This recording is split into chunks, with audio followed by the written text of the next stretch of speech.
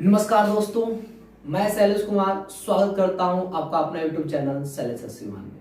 मेरे प्यारे दोस्तों, आज के क्लास में हम लोग क्लास 12वीं के एनसीईआरटी का प्रश्नावली 3.4 के सभी प्रमेय और थ्योरम के बारे में पढ़ेंगे। मेरे प्यारे दोस्तों, यह प्रश्नावली चालू करने से पहले इसमें किन किन थ्योरमों का जानना है, इसमें ऑपरेशंस क्या होते हैं, इसके संक्रिया क्या होती है, एलिमेंट्री क्या होते हैं, इन सभी विषयों पर चर्चा करेंगे। मतलब इस वीडियो क्लास में हम लोग प्रश्नावली 3.4 चालू करने से पहले जितना थ्योरी होता है उसका अध्ययन करेंगे। तो मेरे प्यारे दोस्तों, अगर आप लोग इससे पहले वाला वीडियो नहीं देखे हैं तो मैं इसका लिंक डिस्क्रिप्शन बॉक्स में दे दिया हूं, आप लोग वहां जाइए और उस वीडियो को जरूर देखें। ठीक है, तो बच्चों चलो बिना समय को लॉस किए हुए हम लोग आज के क्लास स्टार्ट करते हैं और देखते हैं। ठीक है, देखिए पढ़ना क्या हम लोग का है कि आव्यूह का प्रारंभिक संक्रिया, आव्यूह का प्रारंभिक जो संक्रिया है क्या है, मतलब elementary operation transformation of a matrix. मतलब आपको एलिमेंट्री जो है, जो एलिमेंट्री ऑपरेशन है, ध्यान दीजिए बाबू, जो एलिमेंट्री ऑपरेशन है इसके विषय में जानना है, इसके संग ट्रांसफॉर्मेशन के बारे में जानना है, समझ में आ रहा है ना, और मैट्रिक्स में इनमें होने वाली गतिविधियों के बारे में भी जानना है। तो देखिए ये क्या कह रहा है, देखिए किसी आव्यूह पर 6 प्रकार की संक्रियाएं की जाती है। मतलब कोई मैट्रिक्स हो, कोई आव्यूह हो तो उस पर 6 प्रकार की संक्रियाएं हो सकती है।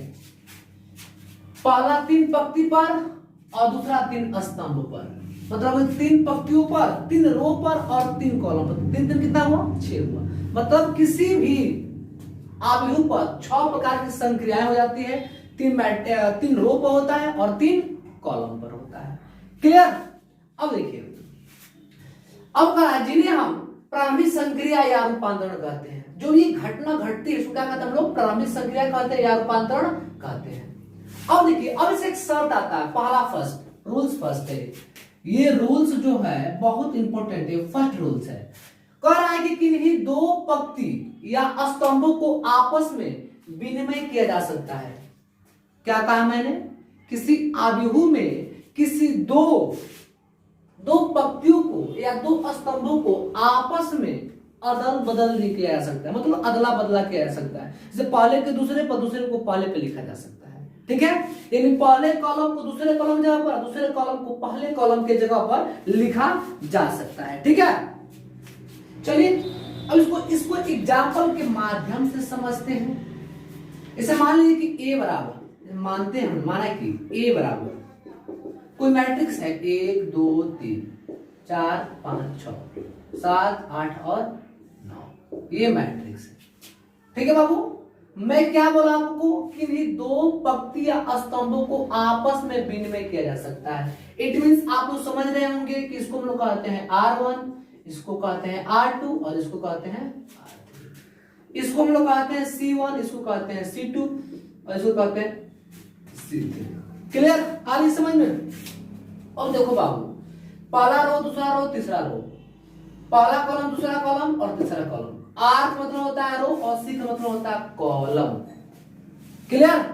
अब देखिए, अब क्या करना है, अगर हम ऑपरेटिंग करते हैं इसका, चलिए ऑपरेटिंग, यानी हम क्या करते हैं, R1 को R2 की जगह पर और R2 को R1 की जगह पर लिखते हैं। ठीक है ना, क्या कहते हैं बाबू, R1 को R2 जगह पर और R2 को R1 की जगह पर लिखते हैं। इसे कहते हैं हम लोग ऑपरेशन, मतलब क्या रूपांतरण करते हैं। तो अगला बदली करेंगे, तो देखिए ये जो R1 है वो आ जाएगा R2 की जगह पर, जो R2 होगा वो R1 की जगह पर। तो पहले होगा 4 5 6, हो जाएगा 1 2 3, इसमें कोई चीज नहीं, 7 8 और 9, ये ऐसे लिख देंगे। क्लियर, ये हो गया आपका रो के माध्यम से, मतलब ये पंक्ति के माध्यम से होना चाहिए। अगर हम कॉलम की बात करते हैं बाबू, कॉलम की अगर बात करें, हम लोग कॉलम की बात करें तो चलिए काम करते हैं, C1 को C2 की जगह पर और C2 को C1 की जगह पर। तो चलिए ये कॉलम है ना, कॉलम दिखाई दे रहा है, तो हो जाएगा ये 2, तब ये हो जाएगा 2 5 8, 1 4 7 और 3 6 9, 9 चेंज। क्लियर बाबू, आया कि नहीं आया, देख लीजिए चेंज हुआ कि नहीं हुआ। तो इस प्रकार से हम लोग क्या किया बाबू कि दो पंक्ति या स्तंभों को आपस में विनिमय किया जा सकता है। ये रूल्स फर्स्ट है। चलिए फटाफट इसको नोट कर लीजिए आप लोग।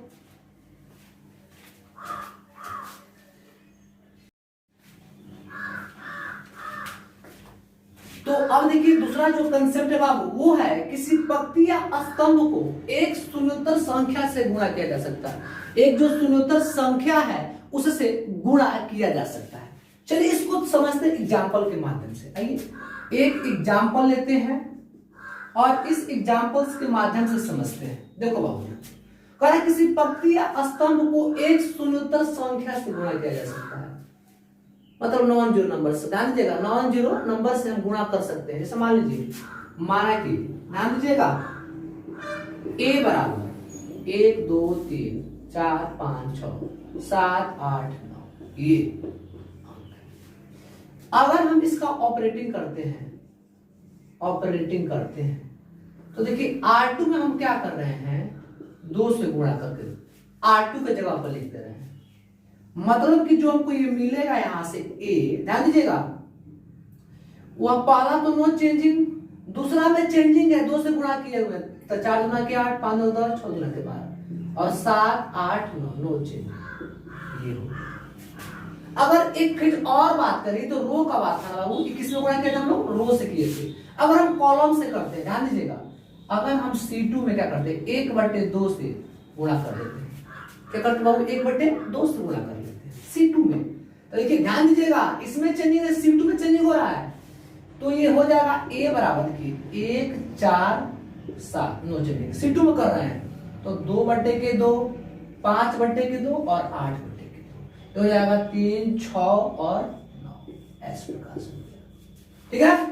या अगर एक काम करते हैं अगर हम C1 में क्या कर 2 से गुणा कर दे और C1 जब कर दे ऐसे हो जाएगा।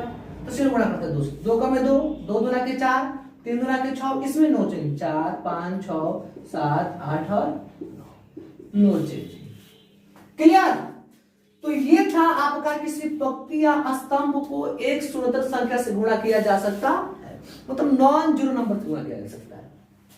ये बहुत महत्वपूर्ण है। अभी जब क्वेश्चन सॉल्व किया जाएगा ना तो ये सारे डेटा आपको मांगता है और ये प्रेजेंस ऑफ माइंड जब सही जाएगा तो हम अप्लाई करेंगे कि हाँ भाई मैंने थ्योरम में ये चीज पढ़ा हुआ था अब ये ऐसे होता है। तो ऑटोमेटिक जो है सवाल बिल्कुल क्रम बाय क्रम आना स्टार्ट हो जाता है। ठीक है। तो आप उसको फटाफट नोट कर लीजिए।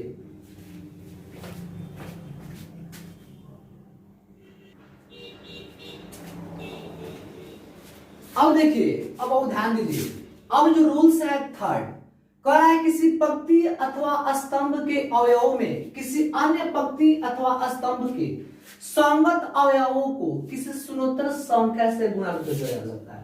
मतलब कि आप किसी पंक्ति को ले लीजिएगा या किसी स्तंभ को ले लीजिएगा और उनके अवयव को किसी अगले पंक्ति या अगले स्तंभ से गुणा करके उसको जोड़ा जा सकता है। ठीक है। अभी आपको समझ में आ जाएगा, एक एग्जांपल के माध्यम से समझ में आपको आ जाएगा। आपके एनसीईआरटी में एक एग्जांपल्स दिया हुआ है, इस पे आज देखते हैं। जैसे मान लीजिए कि a बराबर एक है 1 2 2 और -1। ठीक है। चलिए अब इस क्वेश्चन को हम लोग एग्जांपल को समझते हैं क्या कर रहा है। देखो ध्यान दो क्या कर रहा है। ये हो जाएगा ऑपरेटिंग R1 क्या करते हैं R1 से R1 को जोड़कर R2 में क्या करते हैं ध्यान दीजिएगा R1 प्लस 2R2 लिखते हैं। ध्यान दीजिएगा कि R1 को तो लिखेंगे हम लोग और R2 में क्या करेंगे 2 से गुणा करके R1 के वैल्यू को जोड़ देंगे। क्या बोला मैं कि R2 में 2 से गुणा करके R1 को वैल्यू को जोड़कर R1 के स्थान पर रखेंगे। तो चलिए मतलब R1 के स्थान पर रखना है तो एक तो हो जाएगा R प्लस। अब देखिए R2 में गुणा करना है 2 से तो R2 की वैल्यू क्या 2 है, इसमें गुणा करिए 2 से। एक दूसरा आते हैं तो 2 प्लस R2 में R2 क्या -1 अब गुणा करना है 2 से। R2 नो चेंजिंग तो 2 और -1 नो चेंजिंग। अब देखिए 2 दूना 4 1 हो जाएगा 5 -2 और +2 0 हो जाएगा। ये 2 हो जाएगा और -1 ये हुआ। आ रहा समझ में। तो ये आपका कंसेप्ट हो गया। एक और कंसेप्ट लेते हैं। चलिए जैसे मान देखो ऑपरेटिंग C1 ध्यान दीजिएगा C1 में क्या करते हैं हम, 2 से C1 प्लस C2 में 2 से गुणा करके जोड़ देते हैं। इस क्वेश्चन को समझ लेते हैं, ध्यान दीजिए। तो देखिए कि C1 है और C2 है, आपको C1 के जगह पर लिखना है, ये जब पीछे जो एरो होगा ना उसी की जगह पर लिखते हैं हम लोग, याद रखिएगा इस चीज को। तो चलिए 1 प्लस 2 से गुणा करें किसमें, C2 में, तो 2 गुणे के 2। इस पर आते हैं 2 प्लस, इसमें गुणा करेंगे तो माइनस के 1 गुणे के 2, C2 नो चेंजिंग तो 2 और माइनस 1, 2 गुना 4 है 5 हो जाएगा, माइनस 2 प्लस 0 हो जाएगा, 2 और माइनस के 2। आ रहा समझ में, बिल्कुल इजी कंसेप्ट है, बिल्कुल इजी कंसेप्ट है। ये था आपका 3 रूल्स, 1 2 और 3।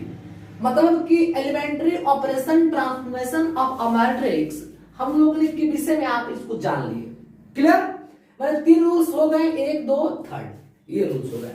तो आप लोग समझ में आ रहा होगा। ये जब क्लास हम जब क्वेश्चन से स्टार्ट करेंगे तो उस समय ये जितने भी आपको ये फंडा बताया जा रहा है बाबू, उस समय ये बहुत इंपॉर्टेंट रोल निभाता है, तो इसके विषय में जाना बहुत जरूरी है। क्लियर, चलिए इसको फटाफट नोट कर लीजिए, फिर मैं अगला स्टेप बताता हूं।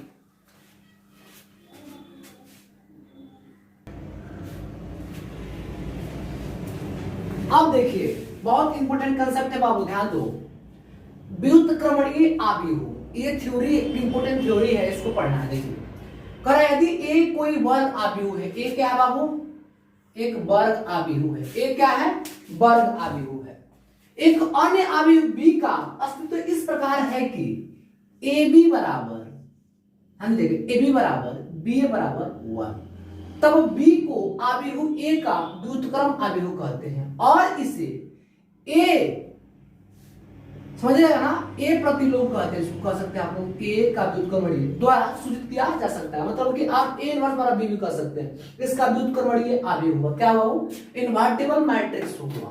क्लियर, अब देखिए कैसे कह रहा है कि अगर ए बी का जो वैल्यू निकालेंगे ना वो आई के बराबर होगा, अच्छा जो बी ए का वैल्यू निकालेंगे वो भी आई के बराबर होगा। इन दोनों में से, ध्यान दीजिए, इन दोनों में से किसी एक का वैल्यू निकालेगा तो ऑटोमेटिक वो दूसरा के बराबर हो जाएगा। क्या बोला मैं कि अगर आप ए बी का वैल्यू निकालते हो आई के बराबर आएगा, तो जो आई का वैल्यू होगा बी ए के बराबर होगा, या बी ए का जो वैल्यू निकाले आई के बराबर आ गया तो आई का जो वैल्यू होगा वो ए बी के बराबर होगा। मतलब कि आप एक का वैल्यू निकालेगा दूसरा ऑटोमेटिक उसके बराबर हो जाएगा। इसी कॉन्सेप्ट को समझने के लिए आपके एक एग्जांपल लेते हैं एनसीईआरटी का, जैसे कि ए बराबर दिया हुआ है 2 3 1 और 2, और v का जो वैल्यू दे रहा है बाबू 2 माइनस के 3 माइनस 1 और 2, ये आपका एनसीईआरटी का एग्जांपल है। चलिए एक काम करते हैं, इन दोनों में से किसी एक को निकालिए। चलिए हम ए बी निकालते हैं, क्या निकालते हैं बाबू, ए बी। तो एक वैल्यू कितना है 2 1 3 और 2, क्लियर, और बी का वैल्यू कितना है 2 माइनस 1 माइनस 3 और 2, क्लियर। चलिए अब इन दोनों का मल्टीप्लाई करें, इस रो से इन दोनों कॉलम में, तो चलिए ये हो जाएगा 2 गुणे के 2 प्लस 3 गुणे के माइनस के, इसमें करेंगे तो 2 गुणे के माइनस के 3 प्लस 3 गुणे के 2। अब सेकंड से आते हैं इन दोनों कॉलम में, तो 1 गुणे के 2 प्लस 2 गुणे के 1 माइनस 1, ऐसे करेंगे तो माइनस के 1 गुणे के माइनस के 3 प्लस 2 गुणे के 2, क्लियर। अब देखिए अब इसको यहां से लिखते हैं, हो जाएगा 4 माइनस के 3, ये प्लस के 2 माइनस के 2, ये 3 गुना के 6, अब प्लस माइनस हो जाएगा, ये माइनस के 3 और प्लस के 4। देखिए आ रहा है, ये 4 में 3 गया 1, ये तो कट कर हो जाएगा 0, ये कट कर हो जाएगा 0, ये हो जाएगा 1। मतलब ये आई के बराबर आया, आया कि नहीं आया। जब ये आई के बराबर आ गया बाबू, तो जो बी ए मिला आपको 1001 वो आई के बराबर आ गया, यानी बी ए क्या मिला, आई के इक्वल मिला। सो जो ए बी का वैल्यू है वह बी ए के बराबर है, जो बी ए है वह आई के बराबर है। तो हम लोग क्या लिखेंगे, जो ए का प्रतिलोम होगा वह बी के बराबर होगा, या बी का प्रतिलोम जो होगा, जो ए होगा वह बी के प्रतिलोम के बराबर होगा। क्लियर, एक दूसरे के बिल्कुल अपोजिट होंगे। आ रहा समझ में, बिल्कुल आ रहा होगा बबुआ। इस प्रकार से कंसेप्ट क्लियर होता है। चलिए आप लोग फटाफट इसको नोट कर लीजिए, बहुत इंपॉर्टेंट कंसेप्ट है। अगर आप लोग ये चीज समझ गए तो आगे आने वाले क्वेश्चन बहुत ही आसानी तरीके से समझ जाएंगे। तो आप इसको नोट करिए।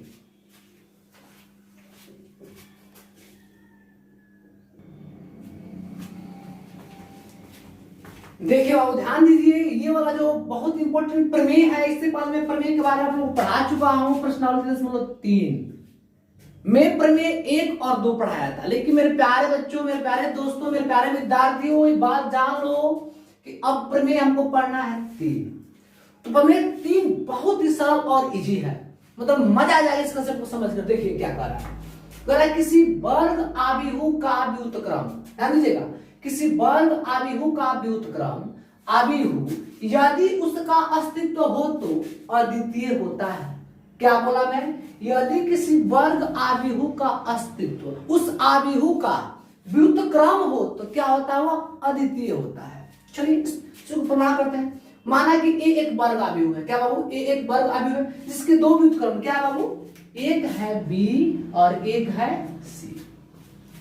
हमने माना कि ए एक वर्ग आव्यूह है जिसका 2 व्युत्क्रम बी और सी है। क्लियर, आपको दिखाना है कि b बराबर सी होता है। क्या दिखाना है आपको, b बराबर सी होता है।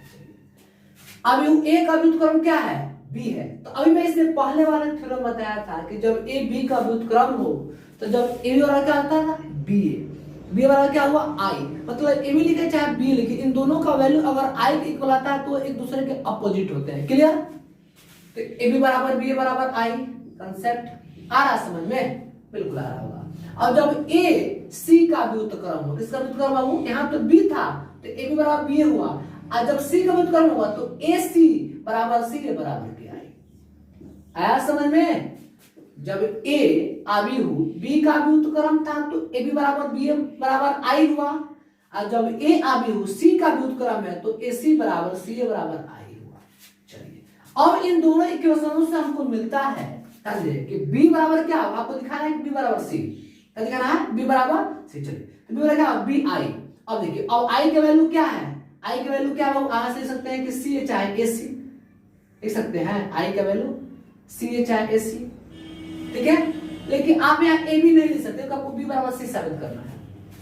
चलिए अब i का वैल्यू क्या हुआ, ac हो गया। चलिए ठीक है, अब इसमें से कहा कि b और a अलग कर लिए, c को बाहर कर लिए, c को क्या करिए हम बाहर कर लिए। तो b का वैल्यू क्या है बाबू, b का वैल्यू देखिए तो i के बराबर है यहाँ पर i के बराबर है तो i c, और ic का वैल्यू क्या होता है, c के बराबर होता है, तो स्पष्ट पढ़े हुए हैं। सो b बराबर के c, यही तो आपको प्रूव करना था।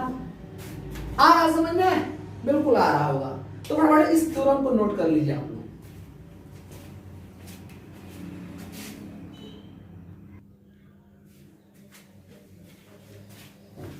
चलो बच्चों अब देखते हैं प्रमेय ये 4।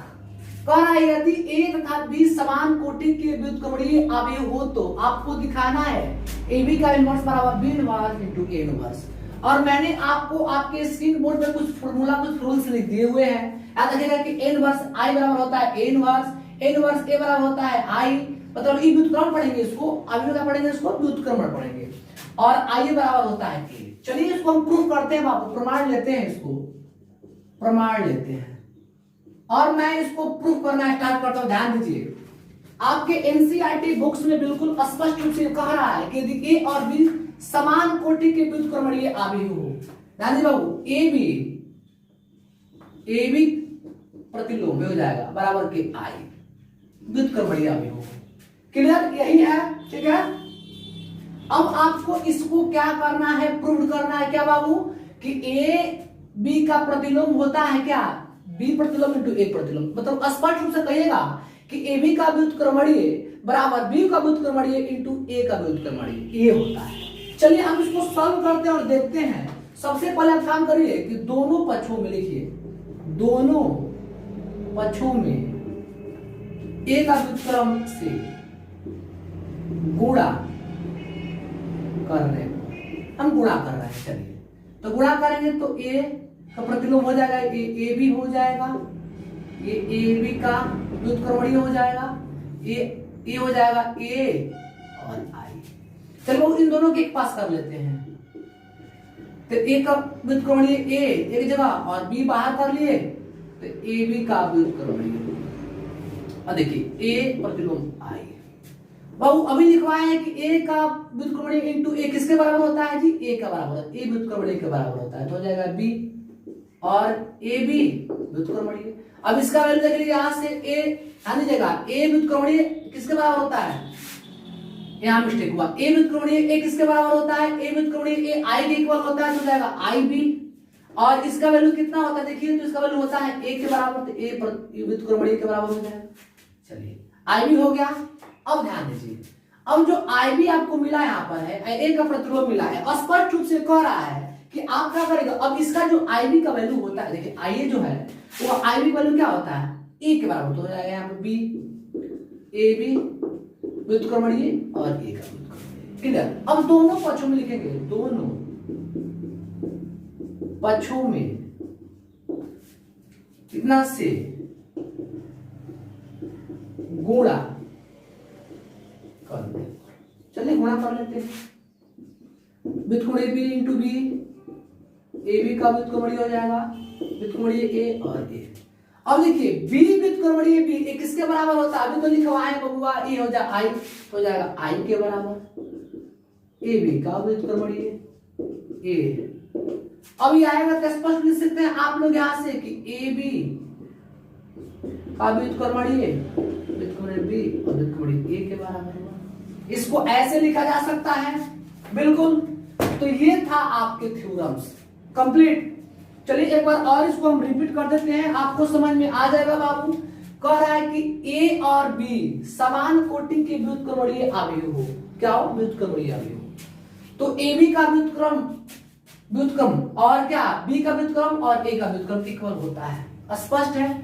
ए बी बराबर हो जाएगा ए बी का व्युत्क्रम बराबर आई। चलिए अब इन दोनों पक्षों हमने क्या किया बाबू कि ए प्रतिलोम से गुणा करा दिया, मतलब ए व्युत्क्रमणीय से क्या हमने गुणा कराया, इधर भी गुणा कराया इधर गुणा कराया। अब इसमें ए दिखाई दे रहा है, इसको थोड़ा सा सरकार का लिख लिया, तो ए का व्युत्क्रमणीय इनटू ए एक जगह लिया, अब बी को बाहर कर लिया, इसको सेम टू सेम लिख दिया यहाँ पर। और देखिए इसको यहाँ पे उतार दिया। अब इसका जो वैल्यू होता है बाबू ये होता है आई के बराबर। फार्मूला लिखवाया है, देखिए फार्मूला मान लो आई, तो हो जाएगा आई बी ए बी का व्युत्क्रमणीय और इसका जो वैल्यू होता है वो देख लीजिए यहाँ पर, ये फार्मूला होता है ए का व्युत्क्रमणीय, हो जाएगा ए। अब आई ए जो होता आई बी जो होता है वो बी के इक्वल होता है, क्योंकि आई ए क्या होता है ए के इक्वल होता है फार्मूला के अनुसार। ये हो गया बी और ए व्युत्क्रमणीय। अब कहा है कि दोनों पक्षों में व्युत्क्रमणीय बी से गुणा कर, मतलब बी प्रतिलोम से गुणा करेंगे जब दोनों पक्षों में सेकेंड टर्म में, तो हो जाएगा ये देखिए यहाँ पर बी प्रतिलोम इंटू बी, और बी प्रतिलोम बी का मान कितना होता है आई होता है ए बी।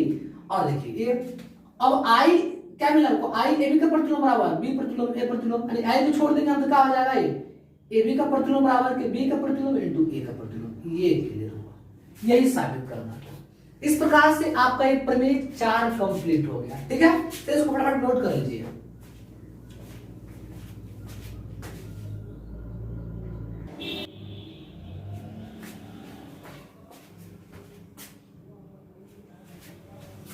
अब देखिए बाबू ध्यान दीजिए, अब ये आपका जो लास्ट थ्योरम पढ़ा रहे हैं, जो आपको स्क्रीन बोर्ड पे दिखाई दे रहा है कि प्रारंभिक संक्रिया द्वारा एक अवयव का व्युत्क्रम ज्ञात करना है। क्या करना है बाबू? प्रारंभिक संक्रिया द्वारा एक अवयव का व्युत्क्रम ज्ञात करना है जो आपको a बराबर आई के फॉर्म में हो। क्लियर है बात समझ में? तो मेरे प्यारे दोस्तों, मेरे प्यारे विद्यार्थियों, ध्यान दो, हमें एक वर्ग अवयव a दिया होगा। जब हम किसी भी इक्वेशन को हल करने जाएंगे, किसी भी अवयव को हल करने जाएंगे, तो हमको पहला फंडा a तो जरूर दिया होगा, मतलब a का तो वैल्यू जरूर दिया होगा। क्लियर? अब देखिए, तो हमें एक वर्ग अवयव a दिया होगा, तो a बराबर क्या होता है फंक्शन बाबू आइए बैठिए खाइए पीजिए और जाइए, मतलब आपको a बराबर आइए दिया होगा, a फॉर आइए और b फॉर जाइए। अब देखिए, तब हम देखिए, तो ध्यान दीजिएगा, जब a बराबर आई दिया होगा तो यहां पर हम तब तक पंक्ति पर संक्रिया करेंगे, इसमें 2 कंडीशन होंगे, तब उस अवयव में तब तक हम पंक्ति पर संक्रिया करेंगे जब तक कि ए का मान आई के बराबर न हो जाए। क्या मैं बोला कि उस अभिहू ए पर पंक्ति पर तब तक हम संक्रिया करते रहेंगे जब तक कि ए का जो वैल्यू है वह आई के बराबर न आ जाए। स्पष्ट दिखाई दे रहा है कि संक्रिया पंक्ति पर करेंगे जब तक कि जो ए की जगह जो है आई का वैल्यू न आ जाए। माने जो ए का मान होगा ना वो आई के बराबर आ जाएगा, उसको वहीं छोड़ देंगे, फिर दोबारा उसको उठाएंगे ना, ठीक है ना। तो हो जाएगा आई बराबर बी ए, मतलब अब ए का प्रतिलोम क्या होगा, ए का प्रतिलोम बी के बराबर होगा। सेकेंड ऑप्शन से भी यहां भी वही बात करें, ए बराबर आई है। हम किसी आव्यूह में स्तंभ पर तब तक संक्रिया करते रहेंगे जब तक कि एक जगह आई न आ जाए। फर्स्ट कंडीशन में हमने क्या किया था बाबू कि पंक्ति पर किया, रो पर किया था, अब इस पर कॉलम पर करेंगे। तो कॉलम को तब तक हम सॉल्व करते रहेंगे, तब उसमें संक्रिया करते रहेंगे, तब उसमें फाइटिंग करते रहेंगे जब तक कि ए का जो वैल्यू है वह आई के इक्वल ना आ जाए। आई के इक्वल आ जाएगा छोड़ देंगे, तो हमको मिलता है बराबर क्या बाबू, आई बराबर ए बी, अर्थात क्या है ए का प्रतिलोम बी के बराबर। फॉर्मूला आप हमेशा याद रखिएगा कि फॉर्मूला यही अप्लाई होगा, ए बराबर आई है। क्लियर। तो आप ये जो आपको स्क्रीन बोर्ड पे दिखाई दे रहा है ये प्रमेय आपका खत्म हुआ। अब हम एक एग्जांपल को सॉल्व करके इस विधि पर देखते हैं कि कैसे संक्रिया होता है, कैसे ट्रांसफॉर्मेशन होता है किसी भी एलिमेंट्री मैट्रिक्स में। ओके, तो फटाफट इसको नोट कर लीजिए।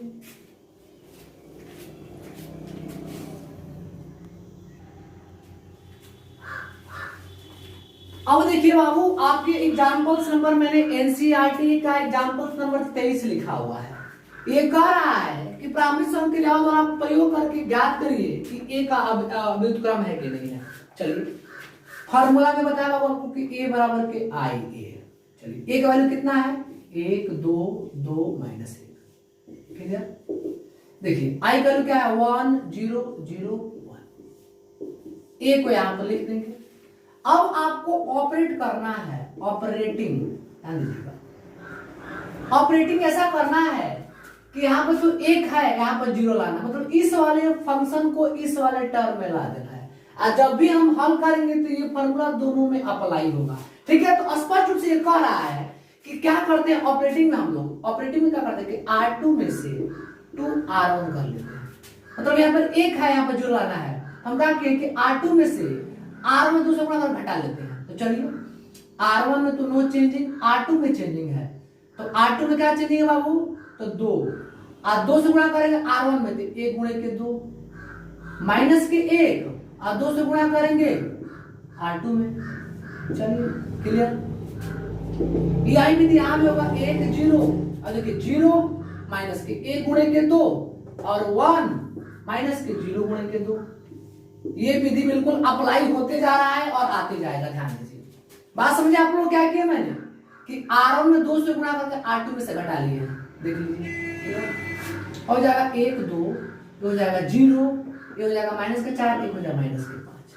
क्लियर। ये हो जाएगा 1, ये हो जाएगा 0, ये हो जाएगा माइनस के 2 और ये हो जाएगा 1। चलिए अब एक काम करते हैं, यहाँ तो 1 आ गया, यहाँ पर 0 आ गया, यहाँ पर हमको लाना है क्या बाबू, हमको लाना है यहाँ पर 0।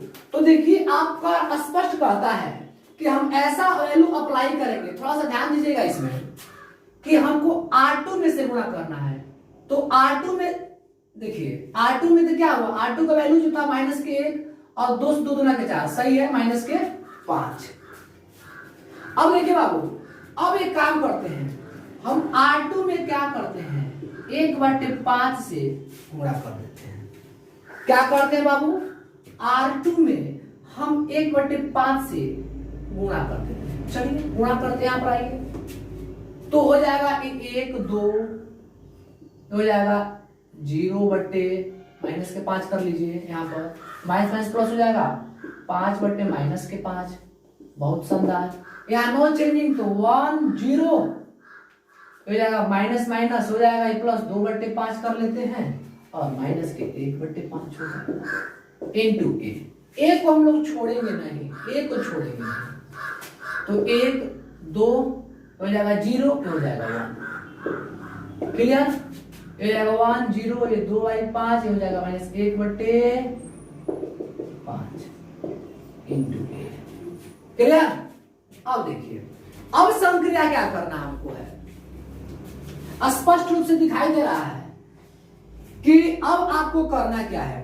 अब इसमें कुछ करने की बात नहीं है। अब ध्यान दीजिए, अब क्या करते हैं हम लोग, ऑपरेटिंग आपके एनसीईआरटी बुक में दे रहा है। अब शुद्ध देखिए कि 1 0 और 2 1 है, ये अब हमको 0 लाना है। तो क्या करेंगे हम, R1 में, ध्यान दीजिएगा, R1 में क्या करते हैं हम कि 2 से गुणा करके R2 को घटा देते हैं। चलिए R1 में कर रहे हैं तो 1 में से 0 गुणे के 2, 2 में से 2 गुणे के 1, क्लियर, 0 1, क्लियर। यहां पर 1 माइनस के तो 4/5 हो जाएगा, 0 माइनस के माइनस माइनस प्लस 2/5 हो जाएगा, ये 2/5 और माइनस 1/5, क्लियर। अब देखिए ये हो जाएगा 1, ये हो जाएगा 0, हो जाएगा 0, हो जाएगा 1, बिल्कुल क्लियर। ये 5 में से 4 जाएगा 1/5, ये हो जाएगा 2/5, हो जाएगा 2/5 माइनस 1/5 इंटू ए, ठीक है। तो ए का प्रतिलोम क्या होगा, ए का प्रतिलोम ये हो जाएगा कितना वैल्यू, 1/5, 2/5, 2/5 और माइनस 1/5, यही क्या होगा, आंसर होगा। चेक कर लेते हैं हम लोग, हैं बिल्कुल सही है। तो इस प्रकार से बाबू ये ट्रांसफॉर्मेशन मतलब रूपांतरण जो होता है संक्रिया होती है। बिल्कुल समझ में आप लोग आया होगा। थोड़ा सा डिफिकल्ट लगता है लेकिन जब आप कंटिन्यू करने लगेगा तो स्पष्ट आ जाएगा समझ में, ठीक है। तो बच्चों, मेरे प्यारे दोस्तों, मेरे प्यारे विद्यार्थियों, प्यारे बच्चों, अब बात आ रही है कि इस वीडियो हम लोग ने पूरा थ्योरी कंप्लीट कर लिया। अगले क्लास में मिलेंगे प्रश्नावली 303 को हल को लेकर। तब तक के लिए फिर मिलते हैं अगले क्लास में। जय हिंद, जय भारत।